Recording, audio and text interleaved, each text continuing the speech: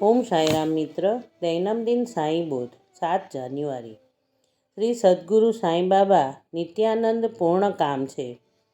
જમનાર બેસતા જમવા, રાખશે ખાવા અંતમાં મિષ્ઠાન, તેમજ ગુરુ વંદનાનું સ્વગ્રાસ ભાણું લઈને આપું છું પૂર્ણાહુતિ નમનોને.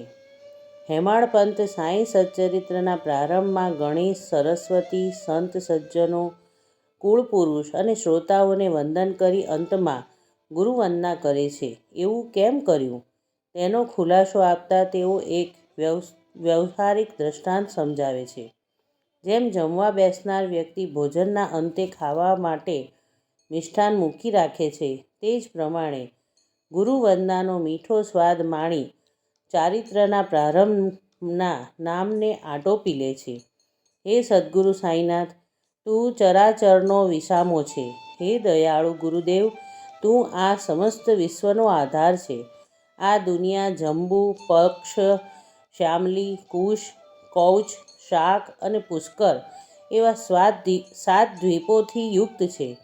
તેમના ઉપર ઈલાવૃત, ભદ્રાશ્વ, હરિવર્ષ, કિંપુષવર્ષ, કેતુમાલ, રમ્યક, ભરતવંશ, હારણ્યમય અને ઉત્તર કુરુ જેવા 9 ખંડો છે. અતળ, વિતળ, સુતળ, રસાતળ, મહાતળ, તલાતળ અને પાતાળ આ 7 પાતાળો છે. તેમજ ભૂર, ભુવઃ, સ્વઃ, મહ, જપ, તપ એ સત્વ એવા 7 સ્વર્ગો છે. આ બધાનું નિર્માણ કરનારા હેમાળ્ય ગર્ભંડ અથવા બ્રહ્માંડના નામથી પ્રખ્યાત છે. આ બ્રહ્માંડને જન્મ દેનાર શક્તિ તે અવ્યક્ત તથા માયા શક્તિ છે. તે માયાની પેલે પાર સદ્ગુરુરાયનું વ્યથિત સ્થાન છે.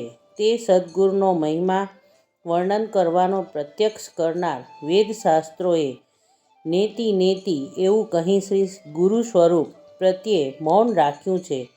કોઈ પણ વસ્તુનું જ્ઞાન પ્રત્યક્ષ અનુમાન, ઉપમાન અને શ્રોતાના સહયોગથી થાય છે. એકાદ વસ્તુ પ્રત્યક્ષ જોઈને જ્યાં ધુમાડો ત્યાં અગ્નિ હોય છે એવું અનુમાનથી તે વસ્તુની ઘટનાનું જ્ઞાન થતું હોય છે. પણ સદ્ગુરુ બાબતે આ ચારેય પરિણામનો ઉપયોગ થતો નથી.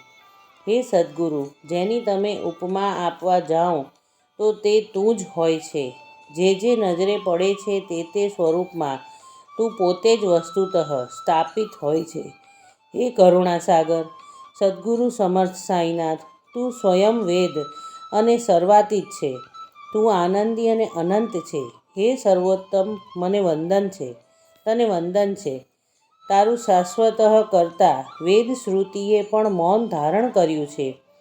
ત્યાં મારું આ ઓછું જ્ઞાન તારા સત્ય સ્વરૂપનું ગ્રહણ કેવી રીતે કરી શકે? ઓમ સાંઈરામ.